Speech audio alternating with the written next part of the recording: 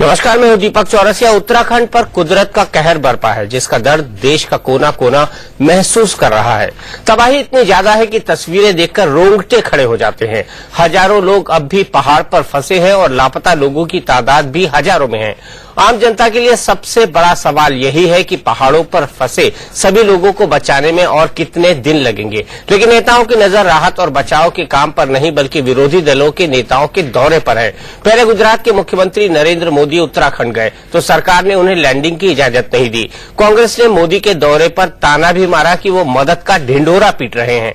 अब राहुल गांधी उत्तराखंड के दौरे पर है और बीजेपी सवाल पूछ रही है कि जब मोदी को लैंडिंग की इजाजत नहीं मिली तो राहुल के लिए उड़न खटोला क्यों उड़ा।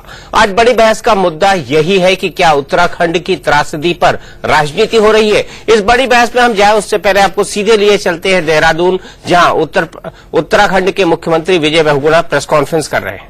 और जो उनकी लगन है उसका हम सम्मान करते हैं।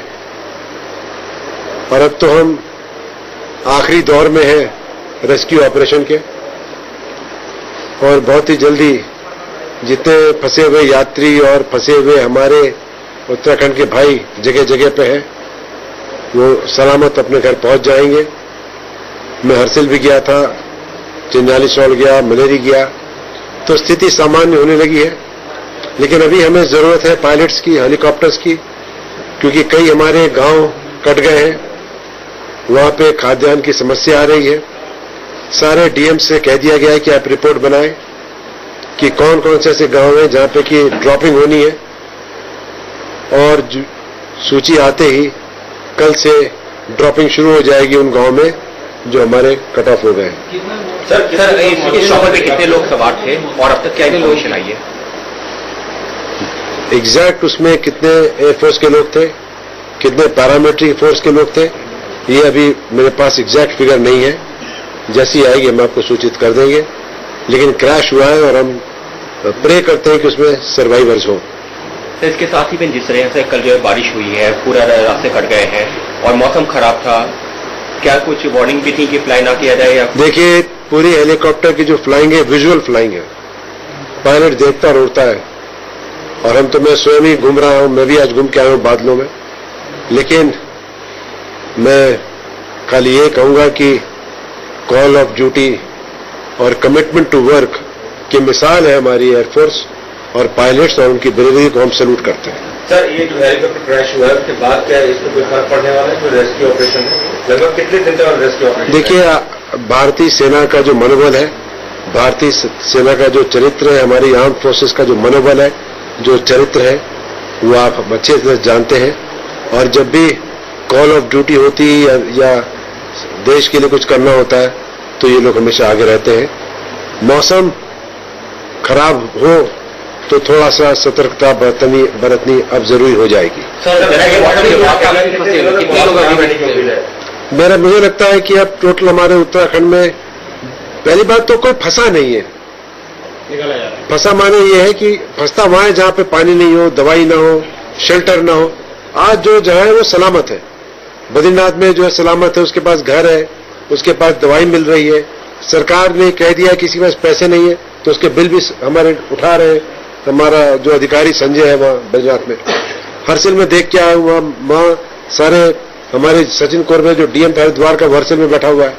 तो आज जो बचा है वो अपने को फंसा ना समझे, लेकिन जो बचे हैं वो भी कोई। तो तर्क है उत्तराखंड के मुख्यमंत्री का, जो फंसा है, जो बचा हुआ है, वो अपने आप को फंसा हुआ ना समझे। लेकिन उन लोगों के दर्द और दुख को हम कैसे भूल सकते हैं जो कई दिनों से अपनों का इंतजार कर रहे हैं। उत्तराखंड पर कुदरत का कहर बरपा है, जिसका दर्द देश का कोना कोना महसूस कर रहा है। तबाही इतनी ज्यादा है कि तस्वीरें देखकर रोंगटे खड़े हो जाते हैं। हजारों लोग अब भी पहाड़ पर फंसे हैं और लापता लोगों की तादाद भी हजारों में है। ऐसे में सवाल ये उठता है कि क्या हमारे नेता इस मुद्दे पर राजनीति कर रहे हैं? यह कहना भी गलत नहीं होगा कि क्या लाशों पर राजनीति हो रही है। पहले नरेंद्र मोदी का वहां जाना, फिर उनको लैंडिंग की परमिशन न देना, फिर बीजेपी का ये सवाल उठाना कि आखिरकार राहुल गांधी कहां है, फिर राहुल गांधी का उत्तराखंड जाना और वहां पर बकायदा 2 दिन यानी 1 रात गुजारना और 2 दिन गुजारना, लैंडिंग की परमिशन भी मिलना, कई सारे सवाल खड़े करता है और यही है हमारी बड़ी बहस। लेकिन देख लेते हैं आज तर्कश से क्या क्या तीर निकले हैं आरोपों और प्रत्यारोपों के।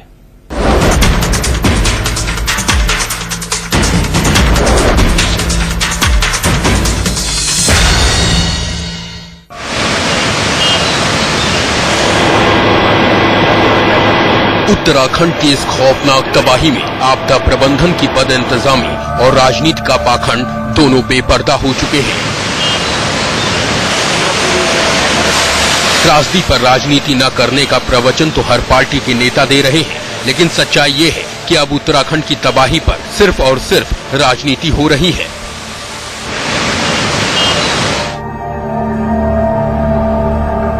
उत्तराखंड की त्रासदी का हाल देखने पहुंचे कांग्रेस उपाध्यक्ष राहुल गांधी अब विपक्ष के निशाने पर हैं।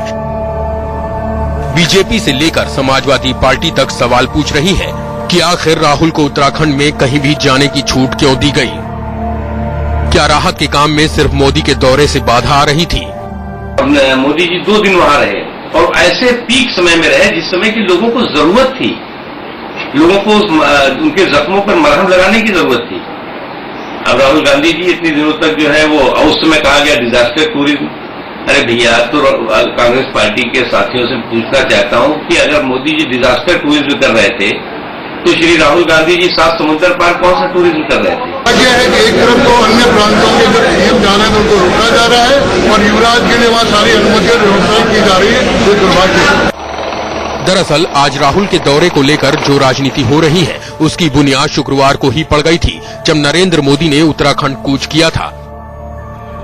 मोदी अभी उत्तराखंड पहुंचे भी नहीं थे कि इंडिया न्यूज पर टुनाइट विद दीपक चौरसिया कार्यक्रम में मुख्यमंत्री विजय बहुगुणा ने ऐलान कर दिया कि मोदी को उनकी मनचाही जगह पर लैंडिंग की इजाजत नहीं मिलेगी।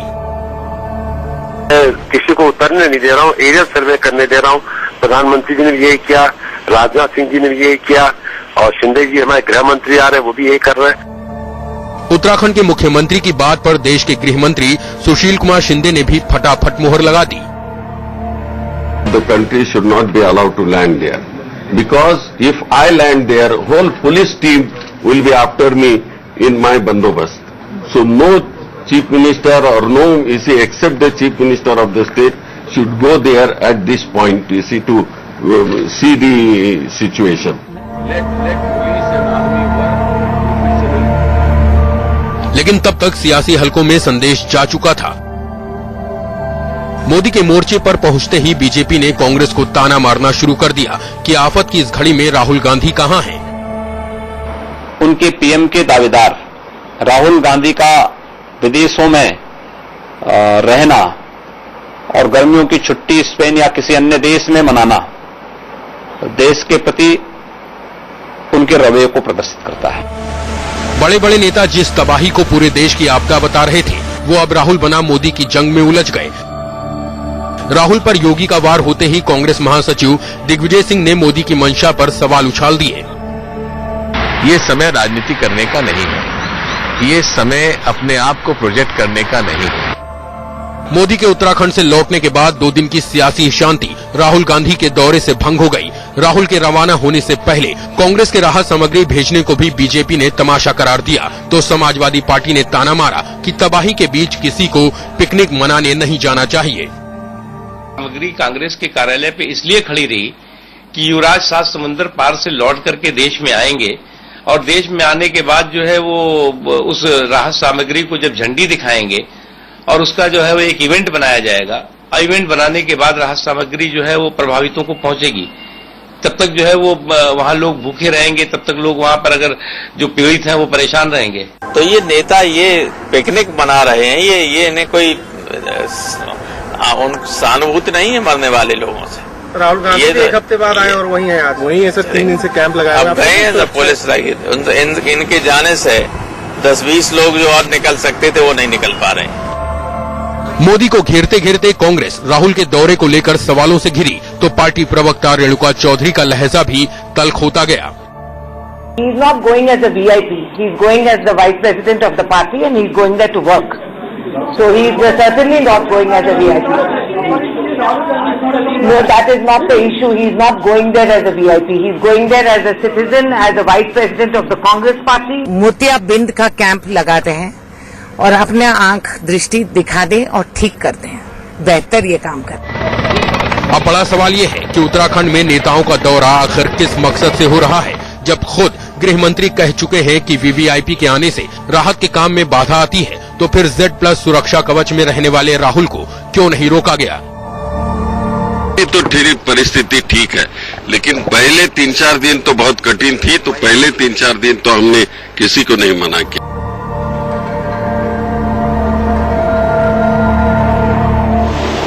हैरानी की बात यह है कि जिन पीड़ितों से हमदर्द दिखाने की नेताओं में होड़ मची है, उन लोगों तक राहत की राह अब तक नहीं खुली है। जहां तहां बेबसी में फंसे लोगों की चिंता सिर्फ बयानों में झलक रही है, जुबान पर तो राजनीति से परहेज की बातें हैं। ये समय राजनीति करने का नहीं है। सरकार क्या कर रही है, ना क्या नहीं कर रही है, इसको मैं कोई सियासी रंग नहीं देना चाहता हूं। लेकिन हो रही है सिर्फ राहत पर राजनीति। Bureau report, India news. तो बड़ा सवाल, मोदी को ना तो राहुल को हाँ क्यों? और इसी पर बात करने के लिए हमारे साथ है समाजवादी पार्टी के वरिष्ठ नेता नरेश अग्रवाल जी, कांग्रेस के राष्ट्रीय प्रवक्ता मीम अफजल साहब, हमारे साथ हैं कृष्ण मित्रू साहब जो कि डिजास्टर मैनेजमेंट के एक्सपर्ट हैं, और हमारे साथ बीजेपी की तरफ से मीनाक्षी लेखी जी जुड़ेंगी जो कि राष्ट्रीय प्रवक्ता है। मीम अफजल साहब, एक छोटा सा सवाल देश जानना चाहता है और उम्मीद करते हैं आप साफगोई से जवाब देंगे। राहुल गांधी एक वीवीआईपी है या नहीं?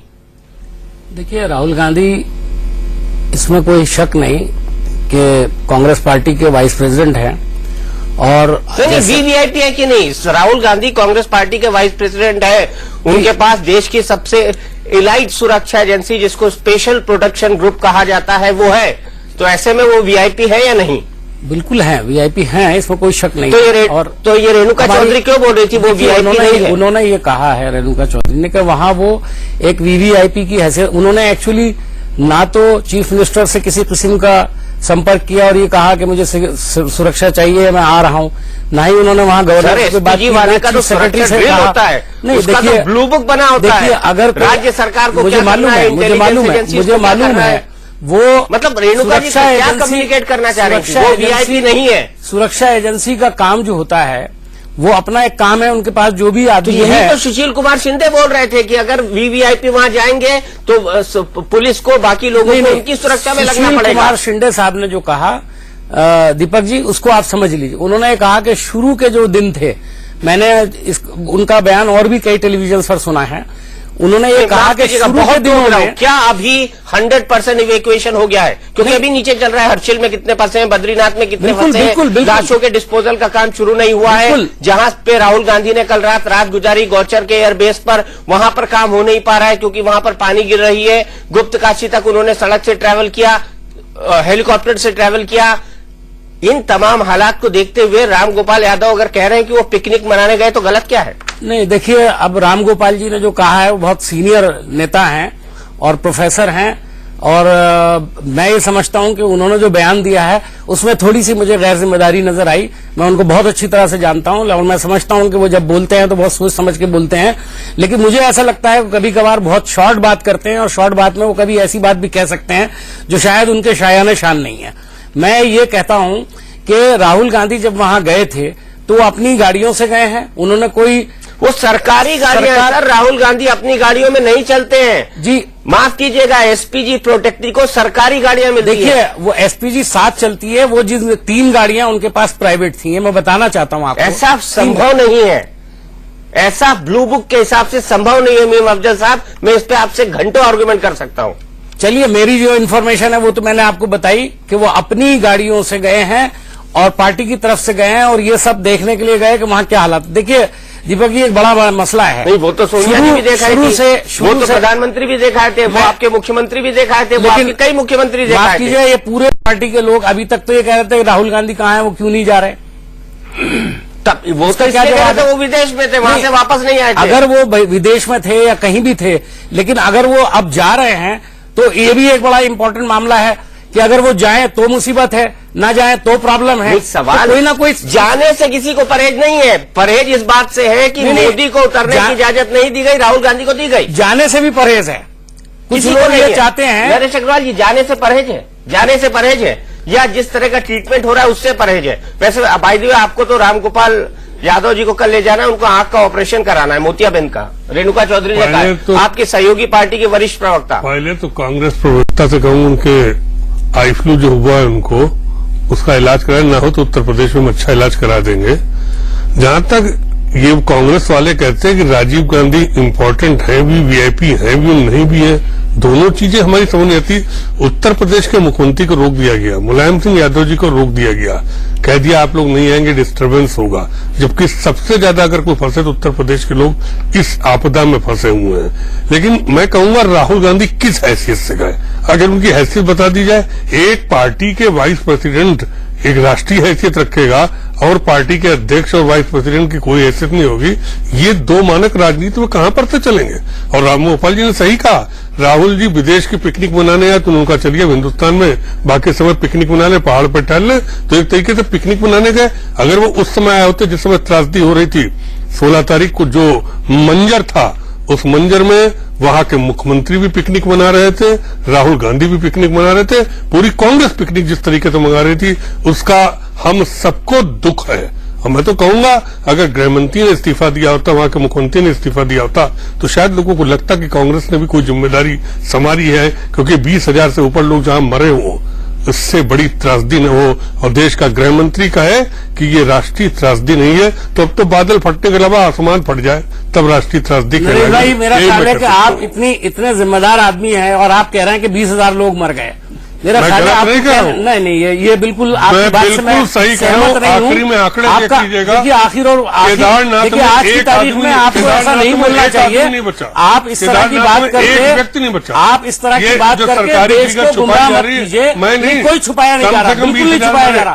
आप बिल्कुल गलत कह रहे हैं, आप बिल्कुल गलत कह रहे हैं। आपने 20,000 का जो आंकड़ा दिया है, आप एक जिम्मेदार पार्टी के अंदर, आप एक जिम्मेदार पार्टी के जिम्मेदार नेता हैं। अच्छा मीम अफजल साहब, हमने 9 दिन देख लिए इसके पूरे, आपके हिसाब से सरकारी आंकड़ा क्या है मरने वालों का? देखिए आज जो बताया गया, क्योंकि क्रीमेशन आज तक नहीं शुरू हुआ। मैं आपको एक बात कहना चाहता हूं, देखिए दीपक जी, अभी तक मुख्यमंत्री ने जो कुछ बताया है, उन्होंने जो हमारे पास डिक्लेयर्ड लोग हैं वो 800 साढ़े 800 के करीब हैं, लेकिन खुद मुख्यमंत्री कह रहे हैं 1,000 से ज्यादा हो सकते हैं और इससे भी ज्यादा हो सकते हैं। लेकिन ये कह देना कि 20,000 लोग हैं, पूरे देश में क्या मैसेज आप 2,000 तो केदारनाथ में घोड़ा चलाने वाले लोग हैं जो रजिस्टर घोड़ा नहीं, जो गायब है उनके बारे में हमें भी फिगर कहाँ है। और जो उन दिनों राम बाण पे था, जो उन दिनों केदारनाथ में एक आदमी नहीं बचा, लेकिन सरकारी फिगर 800 1,000 कैसे कोई मान ले?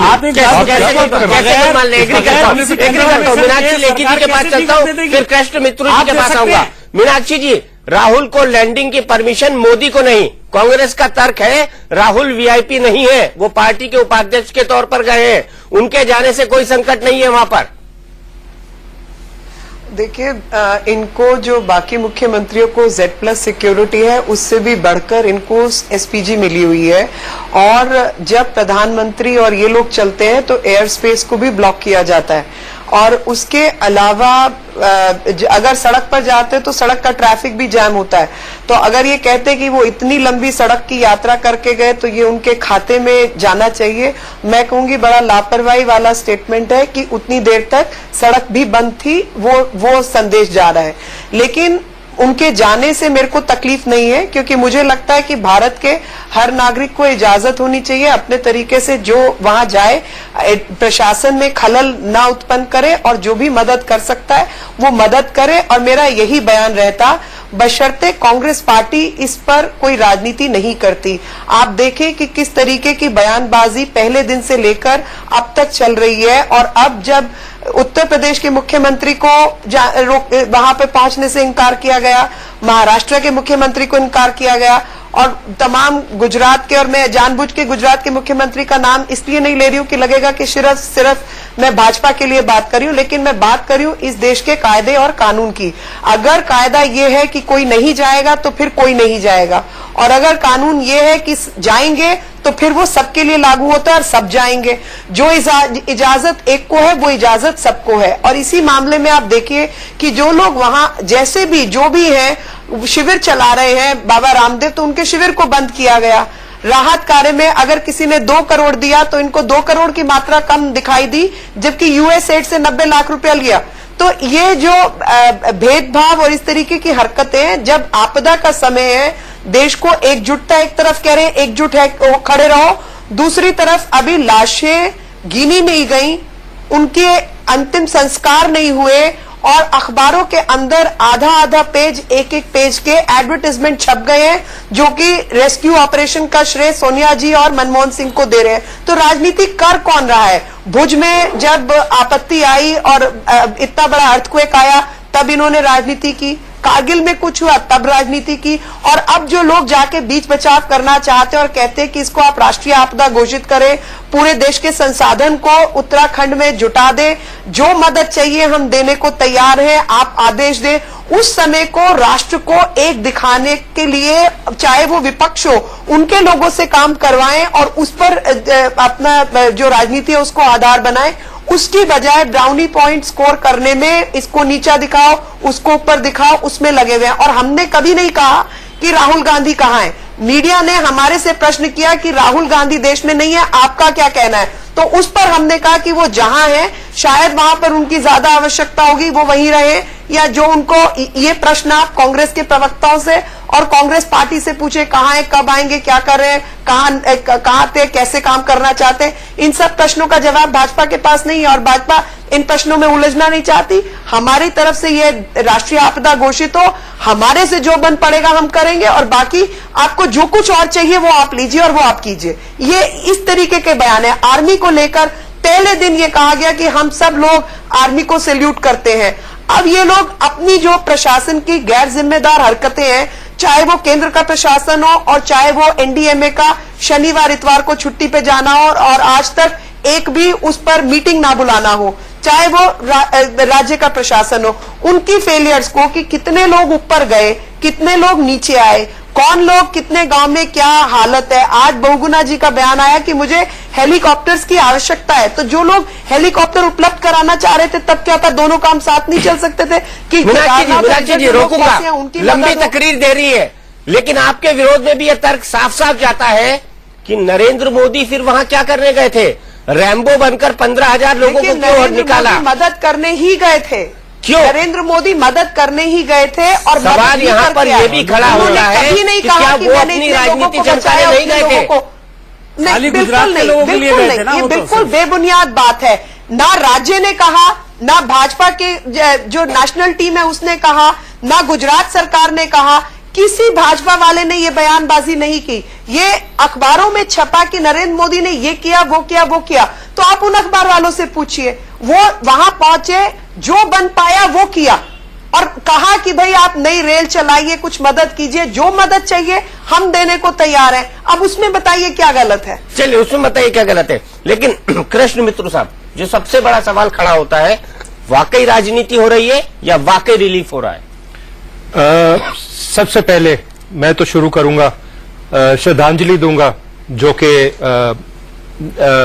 अब नहीं रहे इस दुनिया में इस आपदा की वजह से, और खास तौर पे आज जो हेलीकॉप्टर क्रैश हुआ है उनमें, उस हादसे में जो आज दिवंगत हुए हैं, मेरी सबको श्रद्धांजलि है।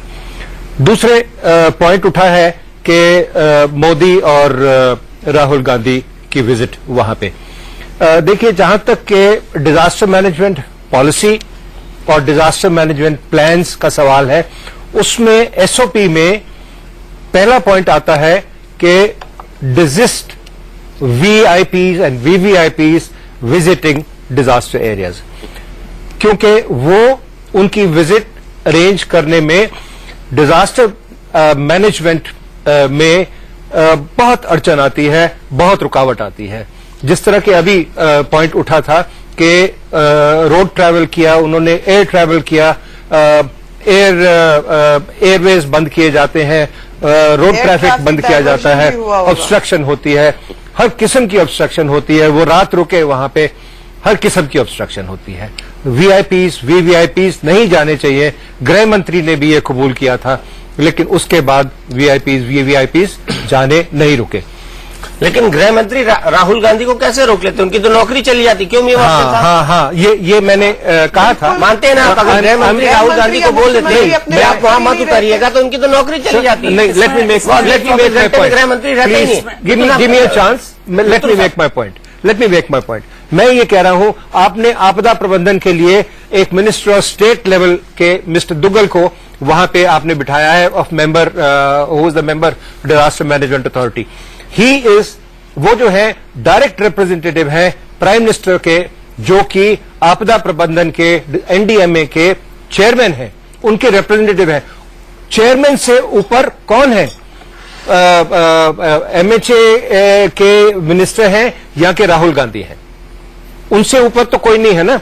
तो उनके चेयरमैन के जब रिप्रेजेंटेटिव वहां पे बैठे हुए हैं और वो काम ठीक कर रहे हैं, आपने कहा कि एनडीएमए सैटरडे संडे काम नहीं करता। ये बात मत बोलिए आप, क्योंकि दुग्गल साहब को कब जाना था? पहले दिन जाना था, दूसरे दिन जाना था, छठे दिन जब अपॉइंट हुए हैं, he has to be moved. मैं ये कह रहा हूँ आपको, मानता हूँ इसी स्पीड पर मैं बात करता हूँ। ये स्पीड थी सरकार की रिलीफ और रेस्क्यू ऑपरेशन की, और ये भी कहा जा रहा है कि एनडीएमए का दफ्तर आधा दिन दिल्ली के अंदर सैटरडे और संडे को बंद था। देखिए, nobody was working there. Deepak ji, और सवाल फिर यहाँ पे खड़ा होता है कि जब ये तमाम हालात थे, जब इसकी रिपोर्टिंग मिल रही थी, फिर राहुल गांधी 2 दिन ऐसी परिस्थितियों में क्यों गए कि पूरे के पूरे सिस्टम को उन्होंने पंगु बना दिया? देखिए दीपक जी, उन्होंने सिस्टम को पंगु नहीं बनाया। ये एक प्रोपेगेंडा है जो बीजेपी ने किया और मीडिया के एक सेक्शन ने किया है। मैं बड़े सफाई के साथ कह रहा हूँ, सभी पॉलिटिकल पार्टी। मैं इसीलिए मैं आ रहा हूँ। देखिए, आपने सवाल उठाया, इसको पॉलिटिसाइज मत कीजिए। मीनाक्षी लेखी जी ने भी कहा, मैंने जो सुना उस वक्त, तो मुझे एक टीवी चैनल से फोन आया कि मीनाक्षी जी ने ये बयान दिया है। मैं मीनाक्षी जी आपको भी बताना चाहता हूं, उन्होंने ये बयान दिया है कि राहुल गांधी कहाँ हैं, उन्होंने पूछा है आप आइए टेलीविजन पर या आप एक बाइट दीजिए।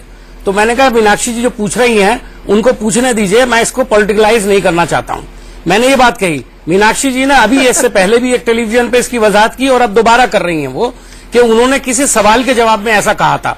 तो हमें ये भी देखना चाहिए कि अगर ये मोदी जी जैसे वहां गए, आपने कहा पॉलिटिसाइज मत कीजिए, आपने खुद कहा दीपक जी कि पॉलिटिसाइज करना तो सबसे पहले मोदी जी ने शुरू किया। वो वहां पहुंचे, वो देहरादून में बैठ करके वो पूरा उसका सिस्टम का फायदा उठाना चाह रहे थे।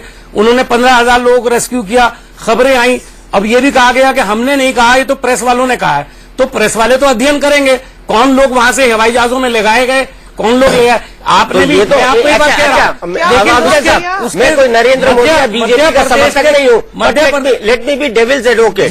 मेरा सवाल आपसे ये है कि अगर 15,000 लोगों को नरेंद्र मोदी बचा कर ले गए तो उसमें गलत क्या है? नहीं, मैंने कभी नहीं कहा कि गलत बोले। जो लोग फंसे थे तो फिर आप क्यों उनको रैंप कह रहे हैं? एक तरफ फिर मनीष तिवारी ने उनकी हरकत को छिछोरापन क्यों कहा? नहीं, उन्होंने ये कहा कि अगर ऐसा है तो ये एक छिछोरापन है। ये कहना कि हमने 15,000 जो गुजरात के लोगों को, उन्होंने अच्छा किया। अभी आप कह रहे हैं कि आप मुझे बताइए कि 15,000 लोगों को ले जाने के बाद तो दूसरी तरफ आप कहेंगे तो बड़े देश के नेता हैं। तो देश के नेता हैं तो सारे देश को देखें ना, सिर्फ गुजरात के लोगों को क्यों देखते हैं? तो उन्होंने तो कहा सारे देश के लोगों क्यों नहीं देखते? वो एरिया ठीक करने को तैयार है। मोदी जी ने कहा कि वो उसको एरिया एस्टैब्लिश करने को तैयार है। तारीख में कौन उसको ठीक करेगा इसका फैसला इस वक्त नहीं हो सकता, इसका फैसला होगा बाद में। आज जरूरत इस बात की है कि जो वहां पर लोग फंसे हुए उनको निकाला जाए। मानी, लेकिन कंट्रोवर्सी कब से शुरू हुई? कंट्रोवर्सी उस दिन से शुरू हुई जिस दिन से विजय बहुगुणा साहब ने इसी प्रोग्राम में कहा कि हम मोदी को लैंड करने की इजाजत नहीं देंगे। तो फिर सवाल उठता है कि राहुल गांधी को लैंड करने की इजाजत क्यों मिली है? मेरा बेसिक सवाल है। मीनाक्षी लेखी जी, आप कुछ कहना चाह रही है, क्या ये सवाल वाजिब है? देखिए, मैं यही कहना चाह रही हूँ कि अगर ये कानून है कि राहुल गांधी जी वहां लैंड कर सकते हैं तो फिर बाकी मुख्यमंत्रियों को भी लैंड करने दो। वो तो संवैधानिक पोस्ट पर है और जहां तक विषय मीम अफजल साहब ने कहा कि हमने राहुल गांधी पे प्रश्न चिन्ह लगाया, तो हमने तो प्रश्न लगाया ही नहीं, हमने तो कहा कि वो कहाँ है, कैसे क्या कर रहे हैं, कब लौटेंगे, इस सब का जायजा और जो आपको चाहिए तकरीर वो कांग्रेस वाले दे सकते हैं। आप हम गलत जगह प्रश्न पूछ रहे हैं। अगर देखिए रेस्क्यू ऑपरेशन का जो पहला रूल है वो ये है इवैक्यूएट, जितने लोगों को आप उस जगह से बाहर निकाल सकते हैं उतनी उस सरकार की मदद हो रही है। अगर 15,000 वो ले गए, 5,000 के आसपास मध्य प्रदेश वालों ने हटाए, अब तमिलनाडु वालों ने हटाए, बहुत लोगों ने हटाए, तो जब सबने हटाए तो उतनी मदद राज्य सरकार को मिली, क्योंकि अगर उतने लोग वहां रहते तो बाकी ऊपर से नीचे जो उतारने वाले यात्री हैं उनको उतारने में और तकलीफ होती और इतने लोगों की जिम्मेवारी राज्य सरकार पर आती। उन्होंने तो यही कहा कि हम मदद को आज भी तैयार हैं, आप उनको पूरे देश की जिम्मेवारी देना चाहते, बहुत अच्छा दीजिए, वो संभाल लेंगे, अभी भी उत्तराखंड भी संभाल सकते हैं। आप उनसे जो मदद चाहिए, अगर बहुगुणा जी ने कहा कि उनको और हेलीकॉप्टर चाहिए, वो मांगे, वो मदद मिलेगी। पर मीनाक्षी जी, आपकी पार्टी उनको देश की जिम्मेदारी देने को राजी नहीं है। आप बोल दीजिए मोदी पीएम इन वेटिंग है। क्या उसमें राजनीति कहाँ है? आपकी पार्टी ही मोदी को पूरी जिम्मेदारी देने को तैयार कहाँ है? और इस तरीके की गतिविधियां बोल दीजिए मोदी पीएम इन वेटिंग है। आपकी मानसिकता ज्यादा दिखाता है, ना कि काम करने वाले की, क्योंकि लोगों को जिसने अच्छे काम किए वो दिमाग में रहता है। मेरे सवाल का जवाब नहीं दे रही है। हम सारे देश के दिमाग में है मोदी जी क्या करते रहे हैं। फोन कट गया, मीनाक्षी जी के पास फिर चलेंगे। लेकिन नरेश अग्रवाल जी, उत्तराखंड और उत्तर प्रदेश दोनों भाई भाई हैं, ठीक है, हाल ही में अलग हुए। आपका एक इमोशनल बॉन्डिंग है, आपका एक सोशल बॉन्डिंग है, नाते रिश्ते होते हैं एक दूसरी तरफ से। उसके बावजूद सबसे ज्यादा धनराशि आपके मुख्यमंत्री ने दी, लेकिन ना तो आपके मुख्यमंत्री और ना नेता मुलायम सिंह यादव ना कभी उत्तराखंड गए, ना कभी जाने की पेशकश की। देखिए, दोनों को रोका गया, दोनों को संदेश दिया गया कि आप लोग न जाएं। किसने रोका? नहीं, कि हाँ, केंद्र सरकार से संदेश गया, उनके पास उत्तराखंड सरकार से संदेश किया वो तो कि आप लोग न जाए। बल्कि हमने तो जो 25 करोड़ जो दिया उसमें कोई शर्त नहीं लगाई। हमने कहा आप चाहे जितने हेलीकॉप्टर ले, चाहे जितने ले। मैं आज कह रहा हूं कि उत्तर प्रदेश अब भी राजी है कि अगर चारों धाम उत्तर प्रदेश के जुम्मे करते तो हम चारों धाम को बसा देंगे, जो भी खर्चा आएगा उत्तर प्रदेश वहन करेगा। और आज ये साफ कह देना चाहते हैं कि उत्तरांचल के मुख्यमंत्री जी को जितने हेलीकॉप्टर चाहिए देश में किराए पर कर लें, उस सबका खर्चा उत्तर प्रदेश सरकार वहन करने को तैयार है, क्योंकि करीब 70% लोग तो हमारे उत्तर प्रदेश के फंसे थे। हमने 600 बसें लगाई, डॉक्टर्स लगाए, सब कुछ, लेकिन उत्तरांचल सरकार का तो वहां कोई सरकार नाम की चीज ही नहीं थी। आज भी वहां सरकार नाम की कोई चीज नहीं। राहत सामग्री भेजिए, पता नहीं लगता कौन लेगा कौन नहीं लेगा। सैकड़ों ट्रक राहत सामग्री वहां खड़ी हुई है, लेकिन उनको पता ही नहीं कि राहत सामग्री कौन लेगा, किसको भेजना है, कौन उसकी जिम्मेदारी लेगा। मुझे तो ये लगा कि उत्तरांचल में सरकार नाम की चीज नहीं। और 16 तारीख को वहां के मुख्यमंत्री जिस तरह दिल्ली में सैर कर रहे थे, आपदा वहां थी, मुख्यमंत्री दिल्ली में प्रेस कॉन्फ्रेंस में जिस तरह हंस के बोल रहे थे, ये तो बड़ी शर्मिंदगी वाली बात है। एक मुख्यमंत्री जी को शोभा नहीं देता। और अगर कांग्रेस ने इन सब चीजों पर एक्शन नहीं लिया तो परिणाम तो कांग्रेस को भुगतने पड़ेंगे, इसको कोई रोक नहीं सकता। अग्रवाल जी, बड़े रिलेशन देख लिया आपने, हर बार आप इनके चरणों में जाके बैठ जाते हैं, हर बिल को सपोर्ट कर देते हैं। आखिर क्या मजबूरी है आपकी ऐसी? सब लोग कहते हैं सीबीआई मजबूरी है, सीबीआई वोट डलवाता है, तो इस बार तो इनको टाटा बाय बाय कह दीजिए। कब तक झेलेंगे इनको? देखिए, हमने तो उत्तर प्रदेश से इनको टाटा बाय बाय कर ही दिया। अरे सर, देश से भी तो करिए, कर दीजिए, देश से भी करिए। अगर उत्तर प्रदेश से करना चाहते हैं तो देश से भी करिए। प्रमोशन में आरक्षण के मुद्दे पे हमने सरकार का खुल के विरोध किया, एफडीआई के मुद्दे पे हमने सरकार का खुल के विरोध किया। जो मुद्दे देश के हित में नहीं, हम सरकार का खुल के विरोध करते हैं, हमें कोई संकोच विरोध करने में नहीं। और ये बात हम कह सकते हैं, हमारे पर जो आरोप लगता है हम सीबीआई के डर से, तो सीबीआई और आज का कोई डर नहीं होता, राजनीतिक वक्त नहीं डरते हैं। और जिसके साथ पूरे देश की जनता हो, प्रदेश की जनता हो, उसको इन सब चीजों का डर नहीं होता। अगर इस पे हाथ डाल देते हैं तो देश को और देश की और संपत्ति लोगों को मिलती, जैसा कि आंध्र प्रदेश में आप देख रहे हैं जगनमोहन जी के साथ जो हो रहा है। जगनमोहन जी के साथ हो रहा है, तो आपको लग रहा है कि ये लोग जो कर रहे हैं कांग्रेस आपके साथ, आप उनके सहयोगी हैं? मुझे भी समझ नहीं आता, कभी कभी नेताजी ने विधानसभा चुनाव के वक्त कहा था कि कांग्रेस से हाथ मिलाना उनके जिंदगी की सबसे बड़ी गलती थी। जिस दिन जनता ने आपको वोट दिया, जिस दिन आपकी सरकार बनी, नेताजी पलट गए। उन्होंने ऐसी पलटी मारी कि जैसे कुश्ती के मैदान में भी नहीं खाते हैं, और उसके बाद वो कांग्रेस शरणम गच्छामी हो गए। यहाँ तक कि डिम्पल यादव तक के खिलाफ कांग्रेस ने कैंडिडेट नहीं खड़ा किया। नहीं तो कहीं ना कहीं आप क्या चाहते हैं, नरेंद्र मोदी जी से हाथ मिला लें? जो देश को सांप्रदायिकता की आग में जलाना चाहता है, जिसकी इच्छा पूरे देश तो मतलब आपकी नूरा कुश्ती चल रही है, मतलब आपकी नूरा कुश्ती चल रही है देश में। मतलब अगर कोई ऐसा व्यक्ति आगे बढ़ने की बात करेगा जो व्यक्ति देश के लिए खतरा होगा, तो समाजवादी पार्टी उस समय अपने कम दुश्मन के साथ रहेगी, बड़े दुश्मन के साथ नहीं रहेगी। और हमारा संकल्प है कि हम जब तक हैं देश में, हम सांप्रदायिक ताकतों को मजबूत नहीं होने देंगे। उस संकल्प के लिए हमें कुछ भी करना पड़े, कोई भी कुर्बानी करनी पड़े, समाजवादी पार्टी उसके लिए तैयार है। चाहे सरकार चलती रहे यूपीए की, चाहे आपके नेताओं के लिए, रामगोपाल यादव के लिए कहा जाता रहे कि वो जाकर आंख का मोतियाबिंद का ऑपरेशन करा ले, यानी रामगोपाल यादव जी मोतियाबिंद का ऑपरेशन रेणुका चौधरी के कहने के बाद तैयार है। ऐसे तो बेनी प्रसाद वर्मा ने जने क्या क्या बयान दिए। कांग्रेस में कुछ सिरफरे भी हैं, कुछ लोग जिनका डिसबैलेंस हो गए वो भी हैं।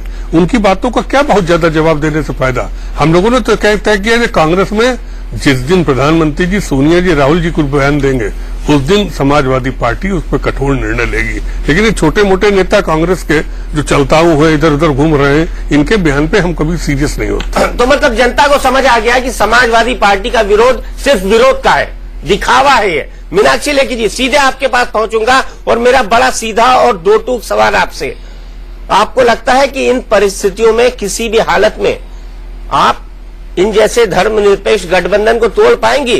क्योंकि जेडीयू को तो आपने अलग भगा दिया है, अब आप राहुल जपते रहिए, नमो जपते रहिए, मोदी जपते रहिए, सरकार फिर ये बना ले जाएंगे।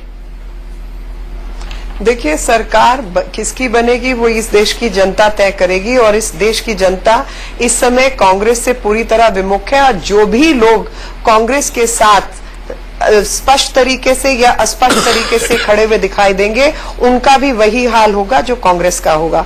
और जहां तक सांप्रदायिक और असंप्रदायिकता की भाषणबाजी है, उसमें कहीं ना कहीं हमें देखना है कि आज देश में सबसे अधिक भ्रष्टाचार और जो मुद्दा है वो अनएम्प्लॉयमेंट का है, जहां पर एक गैर जिम्मेदार सरकार बैठी है।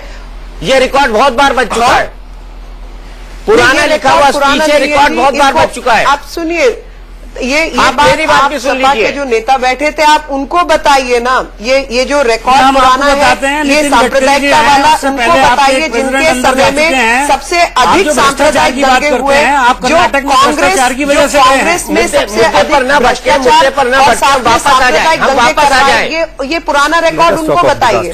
इस देश का इतिहास, हम वापस आ जाए और वापस आने के पहले उसमें शामिल है। मीनाक्षी जी, मैं आपको दिखाना चाहूंगा कि नरेंद्र मोदी कैसे बन गए रैम्बो कैसे बने, कैसे 15,000 लोगों को बचाया, और नरेंद्र मोदी ने क्या क्या किया, देखिए एक डिटेल और खास रिपोर्ट, उसके बाद हम आपसे चर्चा करेंगे।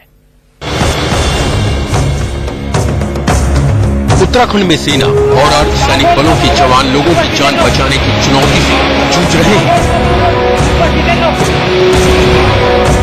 और नेताओं में होड़ मची है पीड़ितों के बीच अपना चेहरा दिखाने की। तबाही वाले इलाके में वीवीआईपी नेताओं का दौर आपदा प्रबंधन के लिहाज से ठीक नहीं है। ये बात अगर गृह मंत्री नहीं समझाती तो भी समझ में आती। परिस्थिति ठीक है, लेकिन पहले 3-4 दिन तो बहुत कठिन थी, तो पहले 3-4 दिन तो हमने किसी को नहीं मना किया। नेता अगर लोगों की जरूरतों और दिक्कतों का जायजा लेने के नाम पर जा रहे होते तो भी बात समझ में आती, लेकिन नेताओं के दिलो दिमाग पर तो खुद को पीड़ितों का सबसे बड़ा हमदर्द साबित करने की होड़ सी मची दिख रही है। तबाही पर राजनीति के साथ साथ ये सिलसिला भी नरेंद्र मोदी के दौरे के बाद से ही शुरू हुआ। मोदी ने गुजरात के लोगों को सुरक्षित बाहर निकालने के इंतजाम की तो उनके समर्थकों ने उन्हें सुपर हीरो बताना शुरू कर दिया। यहाँ तक कहा जाने लगा कि मोदी ने रैम्बो की तरह एक दिन में ही 15,000 लोगों को सुरक्षित निकालकर कमाल कर दिया।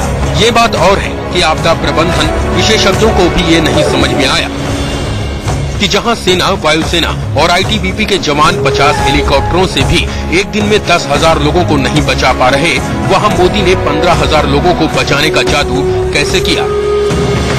10,000 क्या 20,000, वो किस स्थिति में, कहां पे, किस तरह से वो फंसे हुए थे और इन्होंने कैसा ऐसा जादू लगाया है, क्या 15,000 लोगों को उन्होंने निकाले हैं, क्या सुरक्षा दिया है, ये तो वहां पे स्थिति देख करके बताया जा सकता है। मोदी का उत्तराखंड जाना तो कांग्रेस को पहले से ही खटक रहा था। ऊपर से राहुल गांधी पर बीजेपी नेताओं का हमला और मोदी का महिमा मंडन देखकर कांग्रेस ने जुबानी जंग का मोर्चा खोल दिया। हमने कब कहा कि अच्छा लग रहा बुरा लग रहा है? राहुल गांधी छाती पीट के ये नहीं कह रहा करेगा मैं रामबो मैं कर लूंगा, ये नहीं कह रहे। वो चुपचाप गए हैं और अपना काम कर रहे हैं। कुछ लोगों की आदत से मजबूर हो जाते हैं, जो हर दिन का काम जो करें उसका 56 बार कहीं छापे। ये क्या क्या 15,000 क्या है? रहने दीजिए, उसमें से क्या गोदरा में कर लेते, ये नौबती नहीं आती। मोदी पर हमला करने का ये मौका जेडीयू ने भी हाथ से नहीं फिसलने दिया। लोग ढिढोरा पीटते हैं और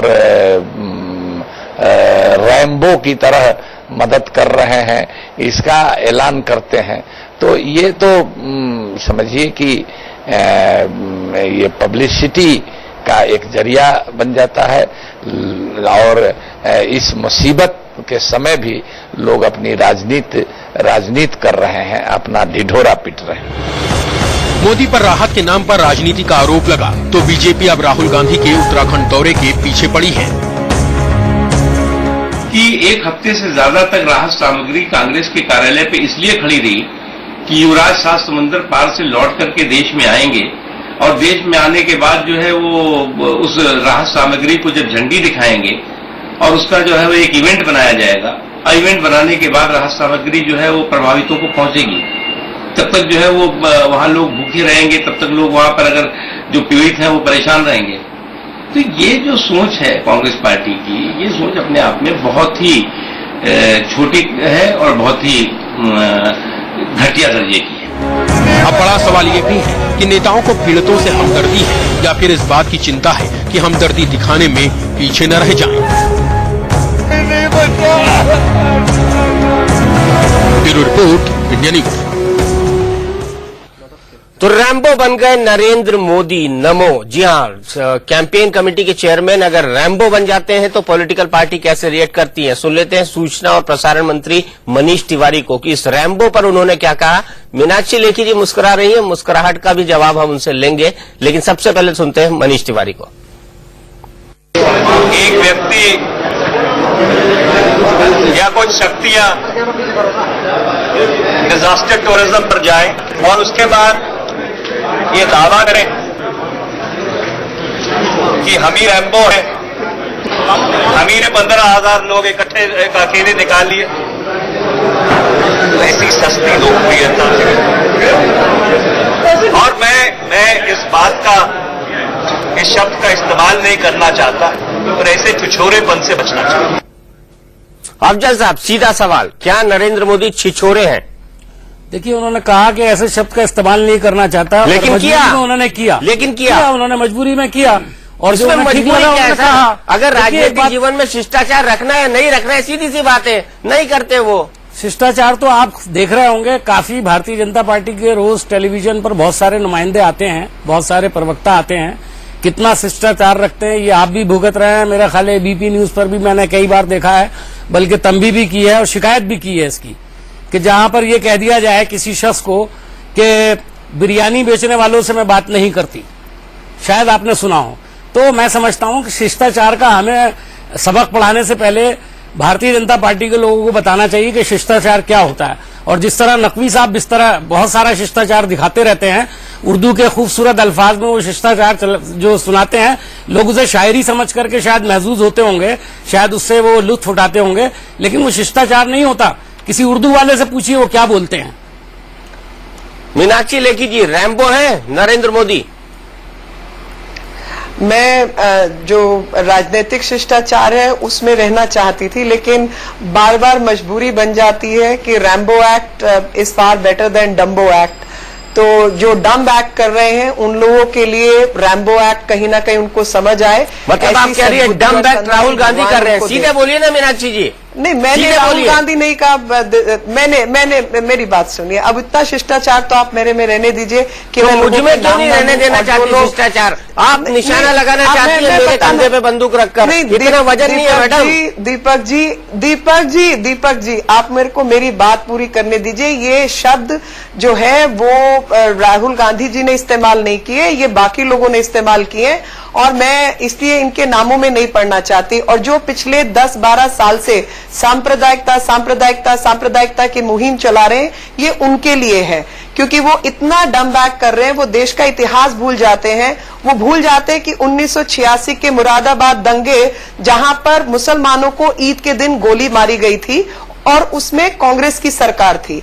और वो भूल जाते हैं 1992 के दंगे, वो भूल जाते हैं 1950 के, गुजरात के हर साल के दंगे, और उत्तर प्रदेश के चाहे वो मलियाना हो, मेरठ हो, यही कहते हैं दंगे देश में कांग्रेस पार्टी ने करवाए और फिर दूसरों को सांप्रदायिक दंगों की बात करते हैं। मीनाक्षी जी क्या मोहनजोदड़ो और आप सांप्रदायिक की बात करते हैं, इसलिए मैं आपकी पुरानी बातों पर जा रहे हैं तो हमको एंशिएंट इसलिए मैं आपकी बातों का जवाब दे रही हूँ कि जिस पॉलिटिकल करेक्टनेस की आप मेरे से उम्मीद करते हैं, पहले वो व्यवहार रखिए, तब मेरे से उम्मीद करिए। एक बार अगर आप इस व्यवहार में पिछले 10 साल से आज तक करते आएंगे दंगे हुए थे कि आपको आपकी भाषा में जवाब मिलेगा। अफसोस है इस पर, एक बार कहलवा दीजिए मोदी। मुझे अफसोस है, मुझे अफसोस है इस बात का कि इस देश का इतिहास 20 साल हो जान दीजिए, ये भी कह देंगे पंजाब वाले पे। हाँ 20 साल बाद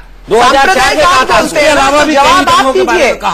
2004 में कहा था आपने 1984 के दंगों के बाद 2012 के 2013 के आंध्र प्रदेश के जयपुर के कलंदरी मस्जिद को तोड़ा, कितनी चीजें की आप। मीनाक्षी जी इतिहास में जाएंगे तो मामला गड़बड़ा जाएगा। लगातार आपने तो एक ही बार ऐसा काम कर दिया अयोध्या में, तब जरूरत ही नहीं है कुछ कहने की।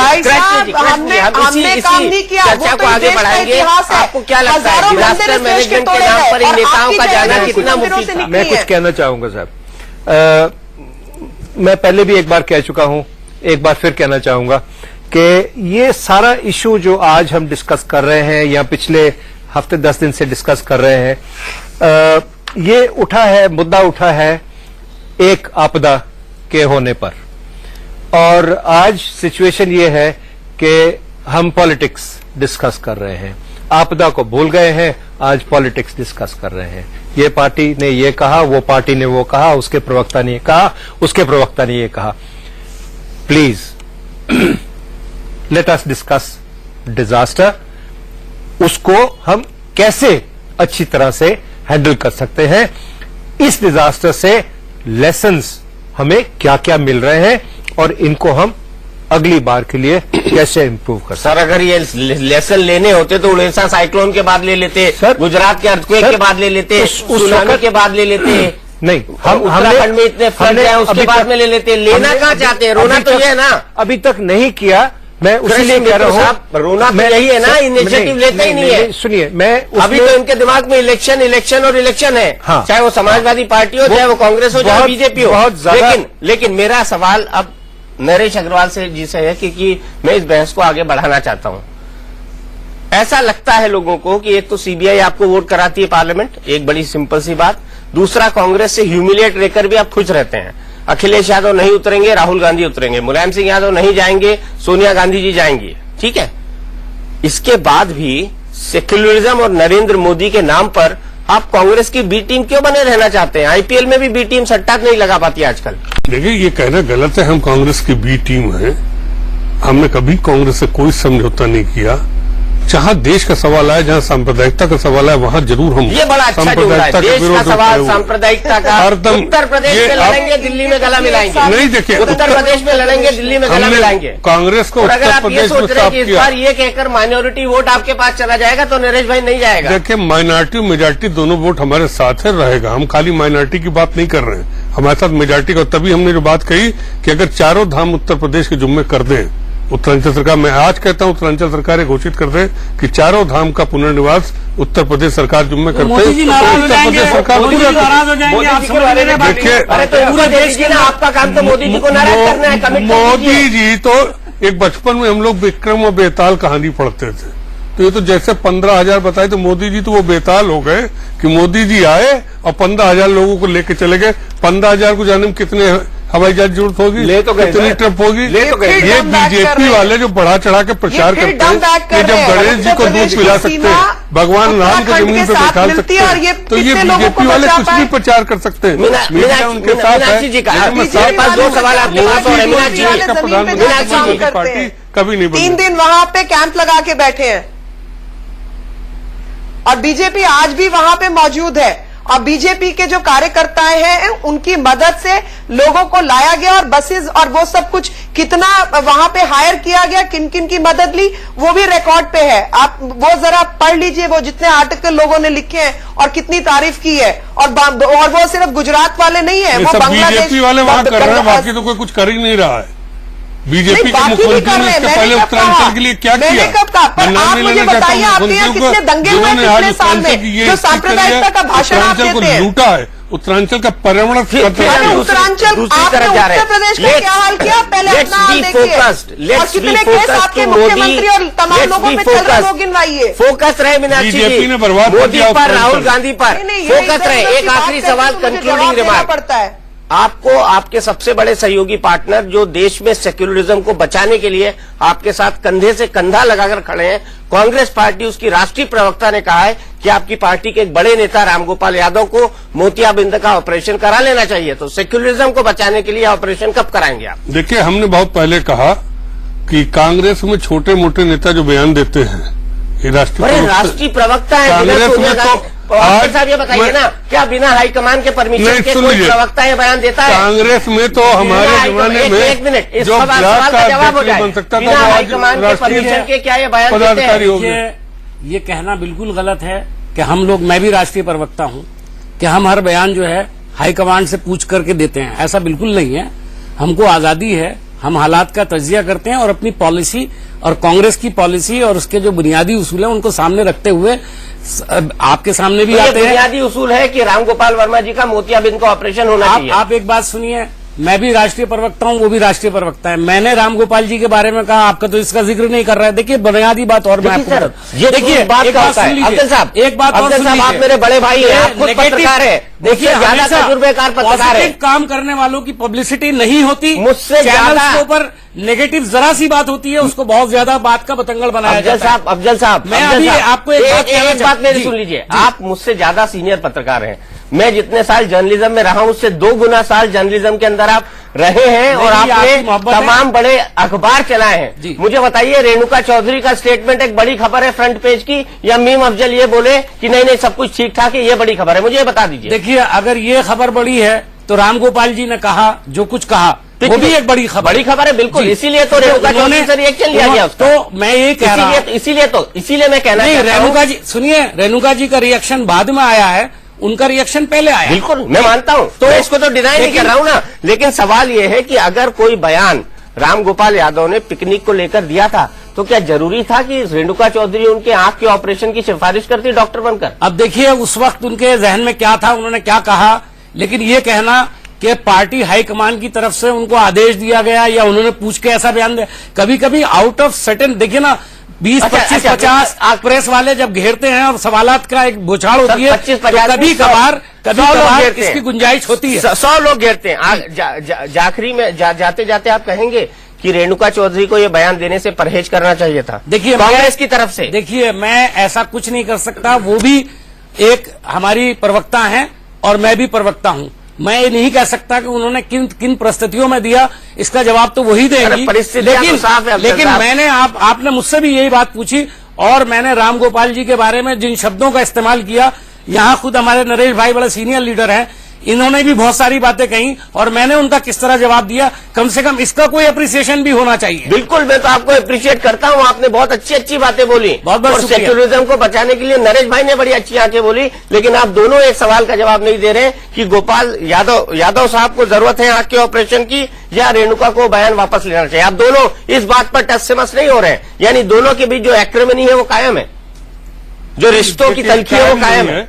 हम तो राजनीति में संसदीय शब्दों पर ज्यादा विश्वास करते हैं। रामगोपाल जी ने कोई पिकनिक पिकनिक ऐसा शब्द नहीं है। हम अगर ये मजाक में कहें, किसी से कहते हैं कि पिकनिक मनाने गए हैं, तो इतने दिनों बाद गए थे, अगर रामगोपाल जी ने उसको कह दिया तो उस पे कहते हैं आंखों का ऑपरेशन कराए, मोतियाबिंद हो गया है, तो हम भी बहुत सी चीजें कह सकते हैं जिन शब्दों को हम कहना नहीं चाहते। मैं चाहूंगा कि कांग्रेस उनमें सुधार करे और भविष्य में कांग्रेस के कम से कम प्रवक्ता तो ये बात, क्योंकि आपको नरेंद्र मोदी को रोकना है। मैं इसी बात पर बहस खत्म करूंगा, वक्त मेरे पास खत्म हो चुका है, हम ओवरशूट कर चुके हैं।